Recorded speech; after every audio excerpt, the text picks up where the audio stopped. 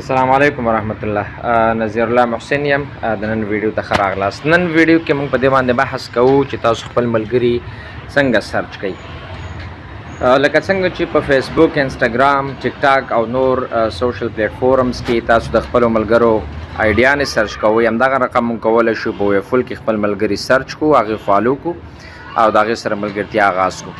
نو کله چې تاسو مشخص کوم نفر سرچ کوئ، نو دلته د چپ طرف نه دغه اولنۍ علامه د هوم ده او ورسره څنګ کې چې دا کومه علامه ښکاري دې باندې به کلیک وکړئ. دې باندې تاسو کله کلیک وکړ، پاس تاسو لیکلي چې who do you want to interact with، یا څوک سرچ کول غواړي، دلته د چا سره ارتباط نیول غواړي. نو دلته مطلب زه لیکم چې خپل آی ډي زه سرچ کوم چې نذیر الله محسن. نو دلته دوه آپشنه تاسو ته راځي. اول تاسو ته آپشن نه راځي تر څو تاسو نوم لیکلی نه وي. لکه مطلب یو نوم امجد په نوم باندې ستا یو ملګری دی، ته سرچ کوئ چې هغه په ویفل کې شته که نشته دی. نو د اولني د نوم یو یا دوه تورې چې تاسو ولیکل، دوه آپشنه ته راځي چې یو آیلینډ دی او بل اکاونټ دی. آیا په دې نوم باندې آیلینډ موجود دی که اکاونټ موجود دی؟ زه چې اکاونټ موجود دی، نو اکاونټ باندې به کلیک وکړي.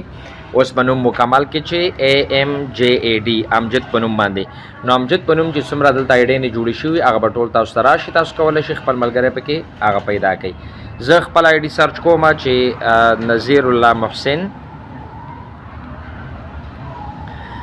نو کله مې چې داسې ولیکل، هغې نوم باندې به ټول چې څومره آیډیانې جوړې شوي دي ټول به راشي.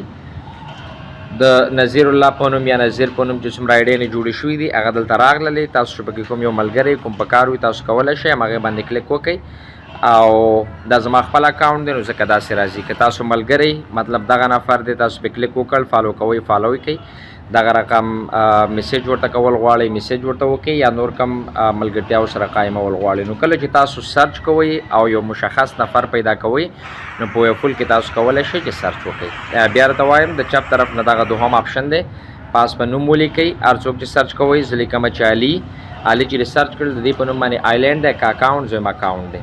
نو اکاونټ باندې به کلیک وکړئ. علي په نوم چې څومره نفر او آی ډي جوړه کړي، ځان ته اکاونټ جوړ کړی په ویفل کې، هغه به ټول تاسو ته راشي چې هر نفر سره ستاسو کار هغه باندې کلیک وکړئ، فالو کوئ، فالو کړئ، میسیج ورته کوئ، هر څه چې تر نورو ویډیوګانو زمونږ اکاونټ در سره فالو کړئ، ویډیو لایک کړئ، مخ ته شیر کړئ. انشاءالله موږ کوشش کوو چې تاسو ته ډېر مفید او په زړه پورې ویډیوګانې جوړې کړو.